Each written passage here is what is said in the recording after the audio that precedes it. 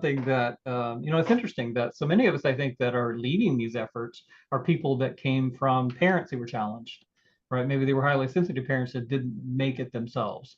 They weren't able to develop self-awareness themselves.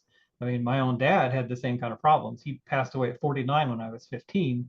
So I've always wrestled with this idea of who was he? Why did he engage in the behaviors that he did? He was a product of his time and his place. I understand that. But understanding his psyche, the way that he worked, the way that he believed, the way that he treated people was something that was quite a challenge for me. And I still puzzle on it to this day, even though I'm years beyond where he made it to in life. And so we take up these gauntlets, don't we, in becoming leaders. And I think that we highly sensitive people lead from where we are.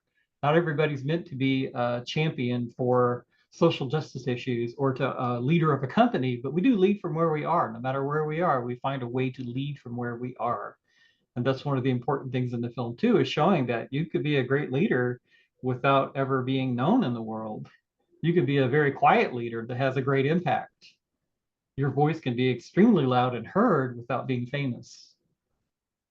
So we really want to empower sensitive men and women, because this conversation is not just about men, it's about all of us.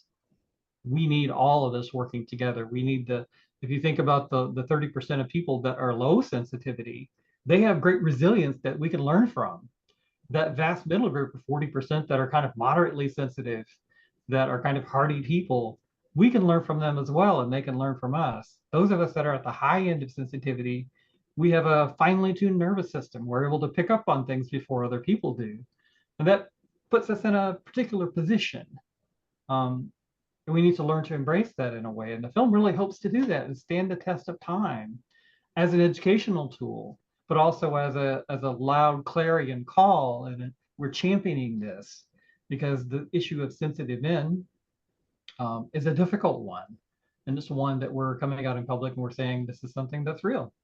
This is something that we're certainly not ashamed of or embarrassed by, or something that we feel that we're able to embrace in a really confident way. And here's some fantastic people in the film that are doing it right now out in the world, both men and women.